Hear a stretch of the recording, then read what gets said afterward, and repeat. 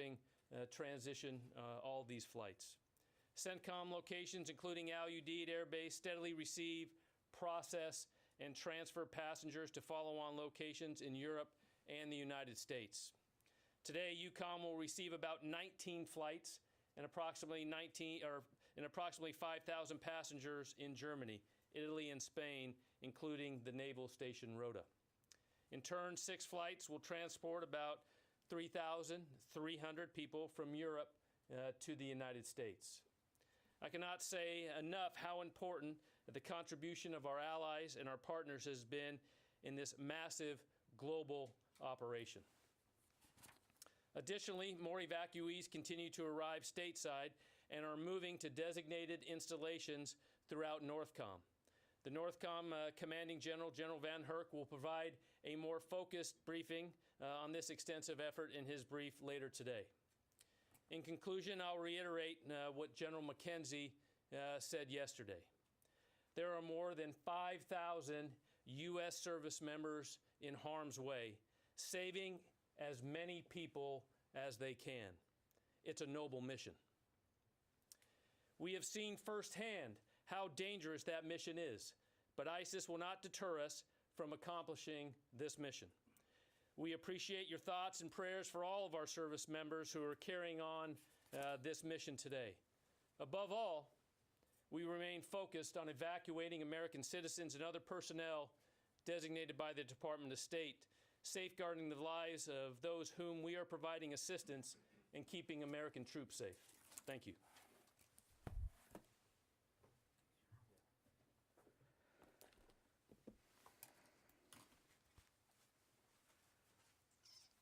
Okay, I just have one other thing to add, and it's a good segue from what the General ended with. Today, the Department of Defense can announce that it has authorized Marine Corps Base Quantico, Virginia, Fort Pickett, Virginia, and Holloman Air Force Base, New Mexico, to provide additional support to the U.S. mission to evacuate Afghan special immigrant visa applicants, their families, and other at-risk individuals.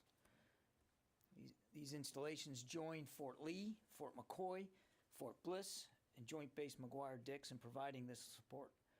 The Defense Department will continue to support the State Department in providing temporary housing, sustainment, and support inside the United States for a capacity of up to 50,000 Afghan special immigrant visa applicants, their families, and other at-risk individuals. U.S. Northern Command will coordinate the details of all this with the State Department, the Department of Homeland Security, and of course the Department of Health and Human Services as necessary. And it'll be provided under presidential drawdown authority to the maximum extent possible, with additional support being provided on a reimbursable basis. And as General Taylor let you know, we have General Van Herk, the commander of U.S. Northern Command, coming into the briefing room with you later this afternoon, and he'll be able to provide a lot more context on that. With that, we'll take questions. Lita. This is probably for the General. The President has said he wants to vow basically to get back at ISIS. How difficult will it be for the U.S. military to do that type of operation, considering the lower number of troops and the difficulty in getting intelligence on the ground? And then, I don't know if this is you or John, can you just talk about the number of people that we'll see getting processed over the next several days? Is that number going to gradually go down? Do you have out the number of people you think you're going to, or what's your ballpark estimate? Yeah. All right. On the first question on our capabilities and abilities to protect ourselves or to also to conduct the strikes, as you said. As I've said all along, we have resources with the CENTCOM commander and with the commanders on the ground and the capabilities to allow us to execute any type of those operations as those are required to do. So, Lita, again, we're still planning on ending this mission at the end of the month. And as I said the other day, as we get closer, and we are getting closer, you're going to see us begin to make those muscle movements to pull out our troops and some of our equipment.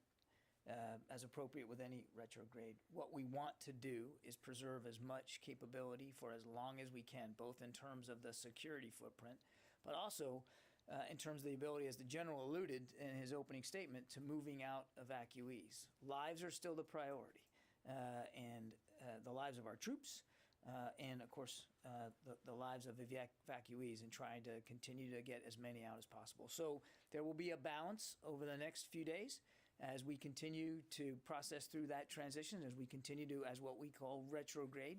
And I can't give you a specific number on any given day, but I think you'll see us adjust as necessary to make sure that we're achieving that proper balance. But we will be able to fly out evacuees right up until the last moment. That's going to be the goal. And if I may, you didn't ask this, but I want to take the opportunity to convey to all of you that as we did before, when we began a retrograde, a withdrawal back in April, we were very judicious about the detail that we were putting out. And I just want to level set with all of you that you're going to see us become more judicious now going forward as we get closer to the end of the month about what information we're giving you in terms of how many troops on the ground. I would not expect us to be giving that number out going forward, and what the capabilities are and where they are and what they're doing. We're going to be very, very mindful of the operational security element of this, and I think yesterday is a stark, grim reminder of why that's important going forward. I know that's not what you asked, but I wanted to take an opportunity to get that out there. Jen. John, how can you say with such certainty, and how can General McKenzie say with such certainty, that the Taliban were not involved in this suicide bombing? I understand that you're reliant on them for protection around the airport, but are you ruling out them being involved because you're so dependent on the Taliban right now? Actually, I didn't hear General McKenzie put it that way, Jen. In fact, I think in one of the questions he got, and I think it was Idris's, he said, Idris asked, was there a failure? And the general said, of course, there was a failure somewhere, obviously. And he even alluded to the fact that it could have been at a Taliban checkpoint. So we've not been certain about that at all. There'll be an investigation. We'll try to learn as much as we can about what happened. And I really don't want to get ahead of that process. And in terms of ISIS-K, how many ISIS-K prisoners were left at Bagram and are believed to have been released from the prison there? And why weren't they removed before the U.S. pulled out to someplace like Gitmo? Well, I don't know the exact number. Clearly, it's in the thousands when you consider both prisons, because both of them were taken over by the Taliban and emptied. But I couldn't give you a precise figure. And as for emptying out, remember, we were turning things over to Afghan National Security Forces. That was part of the retrograde process, was to turn over these responsibilities. And so they did have responsibility for those prisons and the bases at which those prisons were located. And of course, as the Taliban advanced, we didn't see the level of resistance by the Afghans to hold some territory, some bases, and unfortunately, those were bases that the Afghans didn't hold. But all of those responsibilities were turned over in accordance with the retrograde plan back from April. Idris. I think this is more for the general.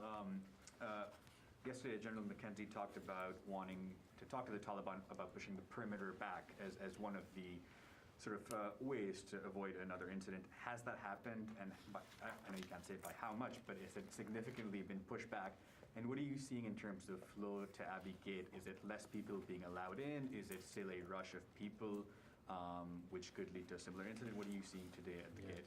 So what I can report as my discussion with the commanders there on the ground is that multiple activities have taken place to increase the force protection, specifically in communication with the Taliban of how they are executing their checkpoint operations and communication when there. So I would say there's been multiple. I don't want to go into the details of the exact of what the communication, but I know that has happened. And what we have seen today is a little lessening of what we would say total capacity at people in and around gates. Yes, Nazira. Thank you, John. As Jen said, ISIS, since yesterday, people were worried about everything about the Taliban. they were psychologically under a lot of situations. Some of my family get targeted and tortured by the Taliban. But since yesterday that ISIS created, Afghan people are more worried. Do you think that it's another civil war will start in Afghanistan? That's why most of Afghan people question.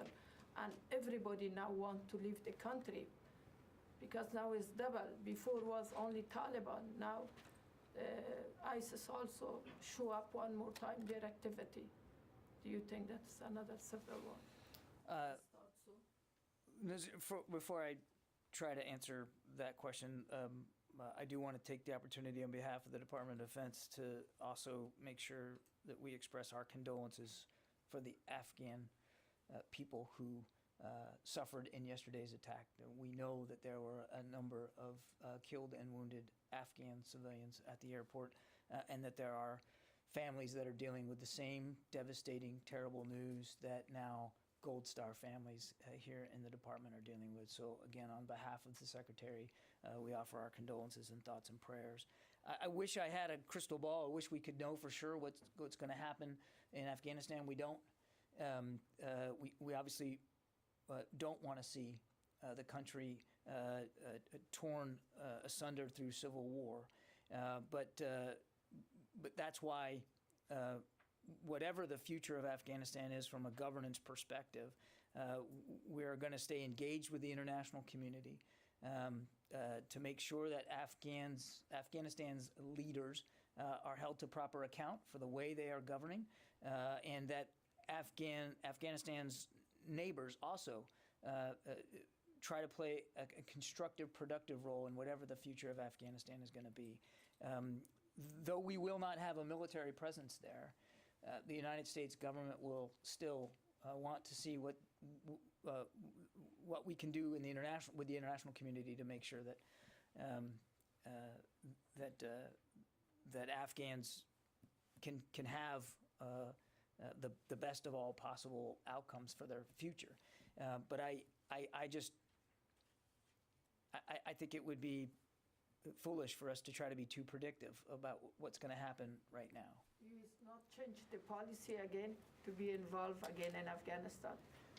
The Commander-in-Chief has made a very clear decision that it is time to end America's involvement on the ground in the war in Afghanistan, and we're going to execute that decision as we should. David. John, for the record, would you clear up the confusion over the service affiliation of the dead? I mean, it sounds like we have a total number of 13, but the That's breakdown right. within the 13 is a little unclear. The Marine statement said at this time 10. Yeah. So can you tell us what it is, and then I have a question for the general. Actually, I'm not able to break it down specifically right now, David, and I want to defer to the services to speak to their specific number of casualties. As you can imagine, they're having to have difficult conversations with a number of families, and we here at the department don't want to get ahead of that process. So I think on that one, I would just defer to the services. And General, you didn't answer the question about whether the Taliban have met General McKenzie's request to push the perimeter further out away from the airport. And he also said that he was going to ask them to close some specific roads. Have they done? Sorry if I didn't add that level of specificity, but I know those, just exactly what General McKenzie had said, had been passed to his commanders to have those discussions with the Taliban to take not only those specific measures as he mentioned there and you mentioned, but other activities that will increase the security and the facilitation of those getting through. So, Do you know if they've happened? the discussions? No. No, I cannot report at this point what actions the Taliban have taken in the last, but I know that those discussions are happening and that have happened. Okay, I gotta get to the phones a little bit here. Laura Seligman, Politico. Are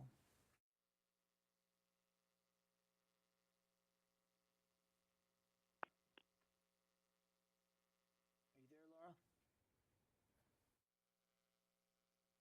Okay, we'll come back to you, Laura, if you're not able to pipe in there. Tony? Hi, John. Can you hear me? Sir. Okay. Yesterday, the president said we're going to be in a circumstance where I believe numerous opportunities will continue to provide access for additional persons to get out of Afghanistan. This is after the 31st. He said either through means that we provide or are provided through in cooperation with the Taliban. Can you give me a sense of the planning you're doing to take that direction to heart? And what are the military implications of the president's desire for still removing people after the 31st? Will there be continued talks with the Taliban, staging a force in the region to get more people out, et cetera? Yeah, Tony, I think my colleague at the White House and at the State Department have addressed this question before. I mean, the interagency, the U.S. government will pursue a variety of ways to help any Americans who want to get out after our military presence at the airport has ended, to be able to help them get out. And it's while Afghanistan is a unique case, it's not completely separated from the larger effort that the United States government pursues all over the world. When we know that Americans are at special risk, we do what we can to get them out, and that doesn't necessarily involve the United States military. So I'm not going to. I certainly wouldn't speculate one way or another about what's going to happen after this particular mission ends. But I would not envision a significant military role in that effort going forward. Barb? Going back to what David was asking, if the U.S. military knew that there were improvements to be made, such as closing roads and pushing the perimeter back further, why wasn't this discussion engaged in before before the attack? Why wasn't the point pressed? Why weren't these improvements asked for by the Taliban? Because you're saying, General McKenzie was very clear, he's asking for this now. Barb, I would tell you, from the very get-go, even before we had a specific threat assessment, force protection was of paramount importance to General McKenzie, certainly to the Secretary, and I don't want to speak for the chairman, but I think I can for General Milley as well in this regard. I can tell you that from the very beginning, force protection was always at the front of everybody's mind. And force protection, as you well know, particularly in a dynamic environment, is something that changes all the time. And so as we got more information, we made adjustments to force protection measures to try to do the best we could at what we thought were the specific threats we were facing. And you heard the general talk yesterday about even Overwatch in the air. I mean, there was a lot of effort being done, which included, as the general said, daily communication with the Taliban about the nature of the threat and sharing with them the appropriate, relevant information about what we knew. Now clearly, all of that effort, and there was a lot of effort, clearly fell short in some way because this attack was able to be perpetrated, and we did suffer, as well as our Afghan friends suffered casualties.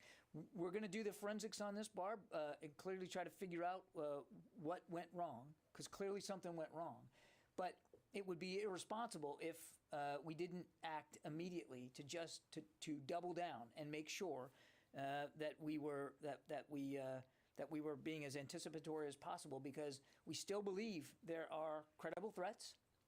In fact, I'd say specific credible threats, and we want to make sure we're prepared for those. And I don't think, and I'm sure you can understand, that just by virtue of the fact that we may be taking other steps doesn't mean that they would have necessarily been the proper steps for what we saw yesterday. We have additional information, and so what I would tell you is what you're seeing us act on, to the degree we can talk about it, is based on information that we have, and I think I'd leave it at that. When you say you have additional information, can you tell us, do you mean you have developed additional information since the attack? Do you still believe something is potentially imminent? I thought General McKenzie covered it very well with you yesterday. We certainly are prepared and would expect future attempts, absolutely. But I won't get into the specifics of what those are and why we're doing what we're doing. Do you have additional intelligence since the attack? We again, without talking to intelligence, we're monitoring these threats very, very specifically, virtually in real time. And I think you can understand I wouldn't get in more detail than that. Tara. Two questions for General Taylor. In the wake of the attacks, have the U.S. commanders on the ground had improved communications with Taliban commanders, not only in improving security, but potentially in getting SIV applicants or Afghans through the gates? And secondly, in the wake of the attacks, since ISIS is also a problem for the Taliban, is there potential there to coordinate to actually target ISIS? So when we say improve communication, I would answer that with, we are continuing, communication. So improve, I would say every day that is improving because we have more repetitions. We're able to continue to have open lines of communication. So the specificity of what is being passed back and forth tactically to allow for a better security environment, I would say, is improving because those repetitions are happening, and the understanding of the Taliban of what needs to take place is being reinforced. And so I think yes. And then your second question of passing on specifics like, what are we looking for here? What is the threat that we need you to look for? Yes, that is absolutely being passed from the commanders on the ground to those Taliban commanders to ensure, as Mr. Kirby said, things like yesterday, we understand what to look for. We understand what the threat is to try to prevent it. Specifically to target ISIS, though? To those threats, yes, those ISIS threats that could come in. Okay, and then secondly, there was a secondary explosion later yesterday where U.S. forces were doing controlled detonations of equipment. Can you talk about the type of equipment that is being destroyed in the retrograde so you don't have to fly it out, but it doesn't fall into the wrong hands either? Yeah, so the actual specifics of what type of equipment was destroyed, I don't have that. But what we have said is that, the commander has the authority there to destroy equipment that they feel is responsible. So as we talked about controlled detonations, I think that was your specific question. That's what we call that, a controlled detonation that could take place if the commander decided to destroy some type of equipment.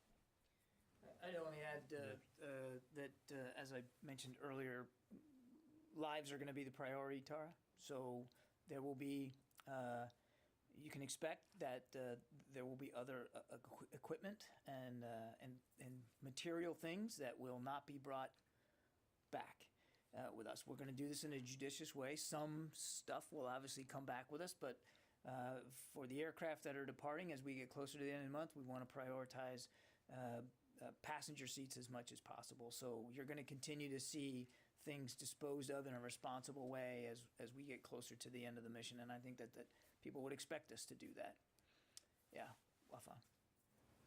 John, what's the department's assessment of the capabilities of ISIS-K, and is there a real concern that they can use Afghanistan to launch attacks against the United States post-August 31st?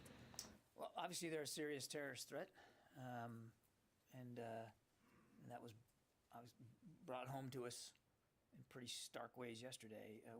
We take the threat very, very seriously. I don't want to. I'm not going to speculate about future threats.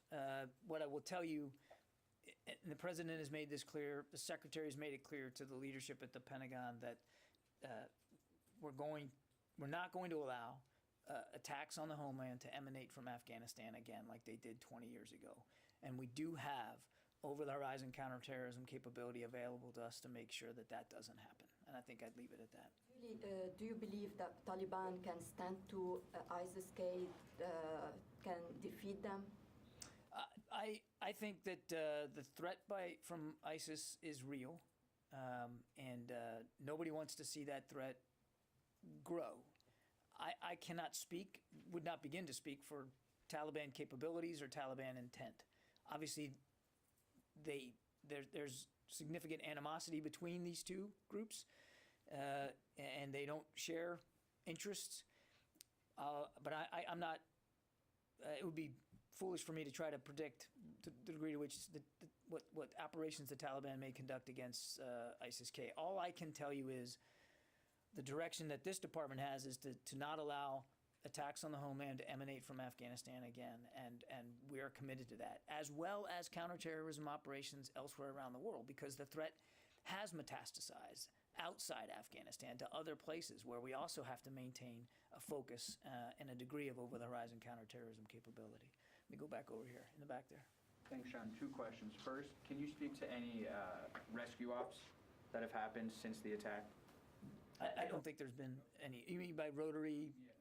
No, nothing additional. And then the second question, which is probably more for the general. Over the last 5 days, we've seen anywhere from 89 to 94 flights leave Kabul, but we've seen somewhere between 12.5 and 21.6. Can you explain why the number of evacuations fluctuates so much, but the number of flights has remained relatively steady? Yeah, so I think what you have seen is I'll just break those in two bins. First, as you look at the U.S. flights, have stayed pretty steady, right, in those numbers. You know, as other countries are coming in, they are evacuating certain numbers, you know, of where they are in their capability or requirement. So I think that is where you've seen some of the differences in the outward flow.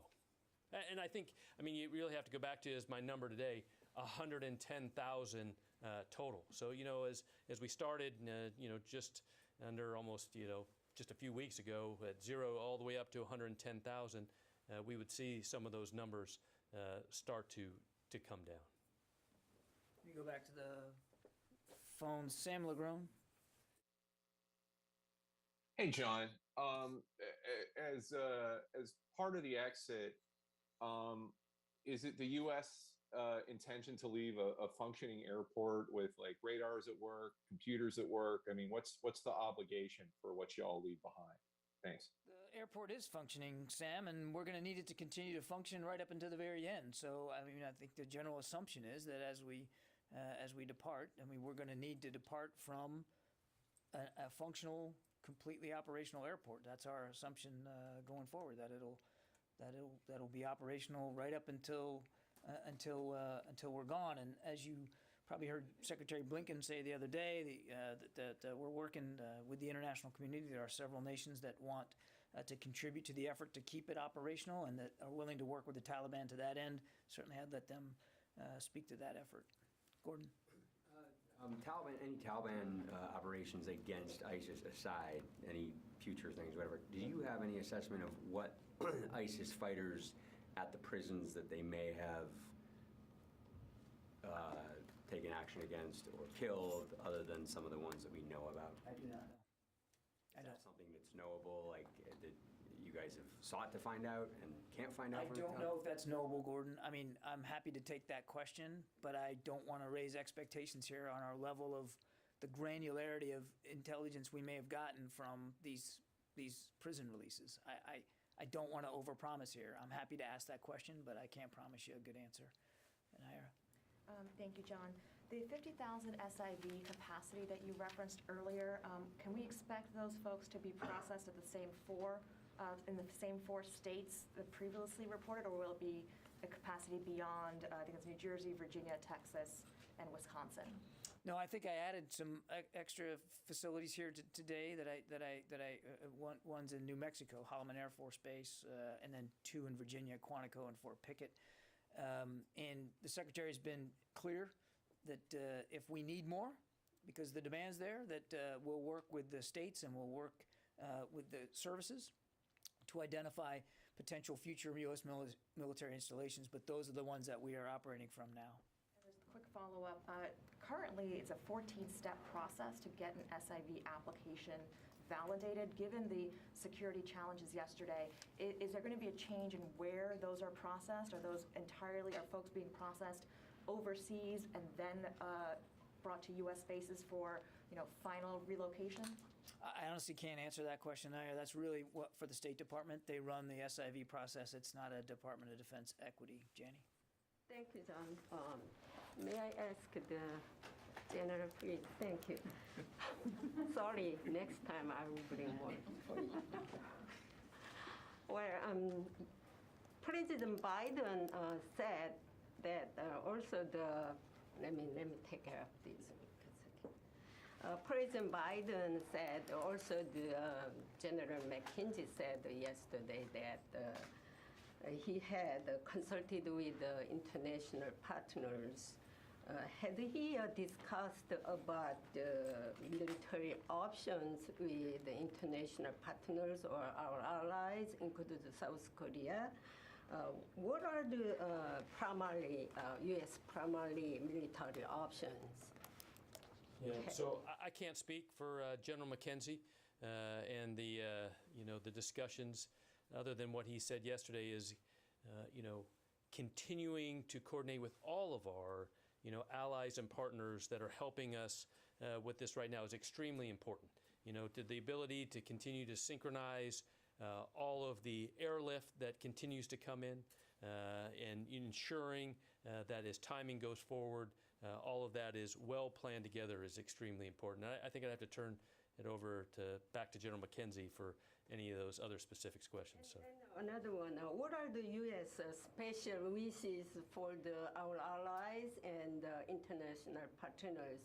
Do you have any wishes from them? I'm sorry, wishes. Wishes. From the operational side, I think our wish is, just like I said earlier, is continue that the support and the work together as we continue this mission forward is extremely important. Thank you. Can I follow up, sir, about something that Gordon asked about? We just have been hearing some reports that there have been some attacks by ISIS-K against Taliban checkpoints in the city. Are you seeing any evidence of attacks that ISIS-K is attacking those Taliban checkpoints? I have not seen those reports. And can you give us any more clarification on the sharing of American citizens' information as well as SIV information with the Taliban? There were reports yesterday that the U.S. officials were sharing that information. Yeah. I don't think there is sharing information, as you would say in that question of, like, we are giving information. What information is very important right now is at the ground level to ensure that as people approach checkpoints, that those Taliban checkpoint leaders have and understand who's coming, what documentation they're supposed to have, and go, because that's really important for us to ensure the time that people are not in areas and just staying there for long periods of time. The commanders on the ground are continue to coordinate. How do we continue to increase that throughput through checkpoints, through gates, to get on HKIA as fast as we can? That's very safe, to get them there. Thanks. Megan? How many U.S. troops are still on the ground at HKIA, and how is the security posture at the gate changed? Are there more or fewer troops going in and out of the gates? Is there more overwatch of the crowd to look for suspicious activity? So kind of back what Mr. Kirby said earlier as we talk about troop numbers and capability. Capability has not changed for us to secure all the gates, to be able to process evacuees, and our ability to rapidly turn aircraft as they arrive and get those up. And as we talk about force protection at the gate, I'm not going to get into the specific TTPs that those junior leaders are taking down there, other than we continue to learn every day from the day before, and we work within all the capabilities we have to ensure, one, that we can continue people to come in, but also stay safe. When you say you continue to learn, does that mean that you have switched things up in order to make it more safe? I would say patterns are things that we try not to get into. So I would just tell you, as the most simple operational piece there, we're always doing things that we can to keep us safe and not create patterns.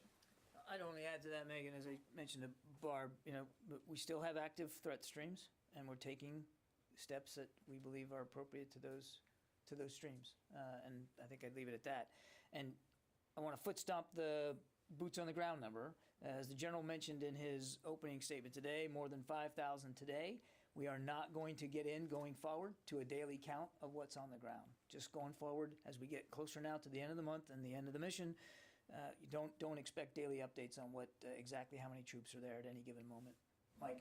Yeah, now, when you say that there's going to be an investigation into what happened yesterday, were you talking about a full, like a criminal inquiry with forensics people on the ground and interviewing possible witnesses?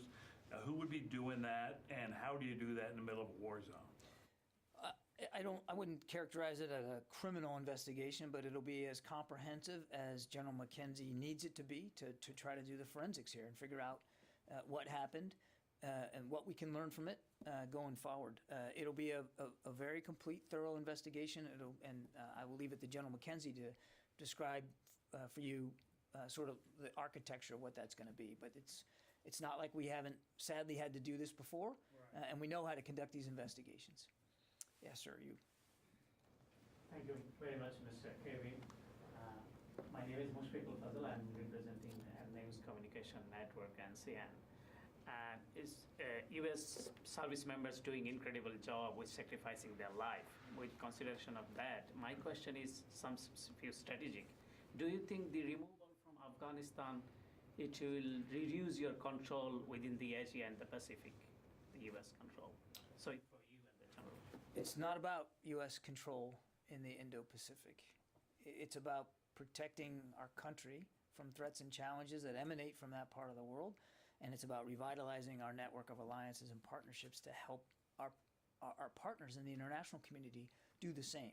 That's why the Secretary's first trip was to the region. He just came back from the region. The Vice President just returned literally this morning from the region. We are laser focused on the Indo-Pacific and the security challenges as well as the opportunities that are there. It's not about U.S. control. It's about U.S. partnership. Sylvie, you've been very patient. I know you don't want to speak about the details of the circumstances of the attack, but can you tell us if it was at the gate itself, or in the middle of the crowd, or at a checkpoint? Was the guy walking, or he was in a bus? Can you give us some little details? First, I'll start off with details are continuing to be collected as it goes back to the question about continuing to learn as much as we can. Because as you know, when attack initially starts, you have to fight the fight. Then where we're at right now, ensuring, the respect and dignity of our wounded and those that were killed in action. So, but as we look at the details at approximately, as we saw yesterday at about 17:48 Kabul time, there was what we reported as a suicide-borne vest there that was exploded right at and around the gate. We don't know the exact location, but it was right outside in vicinity of that gate, and then followed by direct fire from an enemy position that is not exactly known. That was outside in what we'd call just north of that gate area also. How many assailants were killed? Was it just a suicide bomber plus the shooter, or how many people, enemy? It just goes back to what I said. Right now, what we know, there was shooters. Don't know the exact number, but one with the suicide vest. Louis, go ahead. Wait, Gordon, we've already got you. Louis, go ahead. Were there any troops killed by that gunfire? Like I said, we're asking, very detailed questions about the fight that will continue to be collected. I can't answer, numbers of that's just, I would say, that could come out, but just knowing the facts, the incredible, devastation that happened there, I think we should just leave it there. Could I just... Hang on just a second, go ahead. I'm sorry. So my question, kind of following on Lita's earlier, yesterday the president said that we will hunt down and basically get revenge on the ISIS attackers yesterday. Can you just explain to the American public who might be wondering, hey, we had 25 troops on the ground, what will that look like if we go into a situation where we're going to go and hunt down these ISIS people? Yeah, I think, as we look at currently, I think I've answered that question of we have, options there right now that we can, ensure the commander has the ability to take action as, those opportunities present themselves. But I'm not going to go into, and try to think about the, how a decision General McKenzie would make in future operations. Louis? Just a quick follow-up on the gunman. Was there more than one gunman, and was that gunman killed or whatever? Like I said, those information is still coming in. I would say what we do know, absolute fact, there was a suicide-born IED right there, and gunfire. That's for sure that we know. My other question was going to be this. You have 31 American casualties overall. That's a significant number at one location. I mean, how can we explain why were they concentrated in one area? Was there a shift change underway? I mean, how is it, or were they spread apart in one line and that's just how the blast was? Yeah. Use a line. This answer is not going to be, rewarding to you, but it goes back to, the commander will figure all those out at the due time, right? And those are the questions that I think are very appropriate, and people, will want to know this. But right now, what I can tell you is the commander's continuing to execute the mission, make sure that, other forces in there can continue there, and ensure that those information, as I think a couple of the questions we answered earlier, will come at the proper time. Therese? Yes, actually for General Taylor. I know it's been said numerous times that the focus of the mission is to get evacuees and Americans out as quickly as possible. But for those that were injured during the attack yesterday and taken to the local hospital, has there been any talks about setting up security for those individuals? I'm hearing reports on the ground that there are concerns that ISIS may attack that hospital. So are there any talks to possibly help keep those Afghan civilians, safe from a potential attack? And then once they are well enough to travel, how will they get to the U.S. as well? You're talking about Afghans that were injured in the attack. First of all, what I can report is that there were some Afghans there that were part of that were treated by U.S. and other forces immediately there. I'm not fully aware of the reports of on the hospitals in Kabul, because I do know that there were Afghans taken to multiple locations in Kabul. Okay, we have time for just a couple more. Yes, ma'am. Mr. Kirby, you said that lives are the priority. So my question is pretty straightforward. Should the U.S. or should Americans expect more U.S. casualties in the next few days? We obviously don't want to see any more casualties. That's why we are monitoring the threat streams very closely and taking what we believe are the best possible steps to prevent another tragedy like this from happening. I mean, that's obvious. The Secretary made that very clear to leadership last night and this morning, that force protection will remain obviously a paramount concern, as it always does. And just to add to that, apparently there's a bottleneck at Dulles Airport with the U.S. airlines coming in with refugees at Dulles Airport. Are you aware of this, or refugees being stuck on the tarmac for hours and hours? Yes, we are aware of those reports, and they have proven accurate in the last couple of days. It's really more an issue for Customs and Border Patrol and the process. So I don't want to speak to them or their process, but as we understand it this morning, they have worked through the difficulties, and we believe that wait time now upon landing is going to get much, much shorter. But I would refer you to my colleagues at Customs and Border Patrol to speak to that. Okay, thanks very much. Oh, one more, go ahead. How many Afghan SIVs have been flown out so far, or other Afghans without green cards or permanent status? Check me on this, but we looked at the number just before coming out.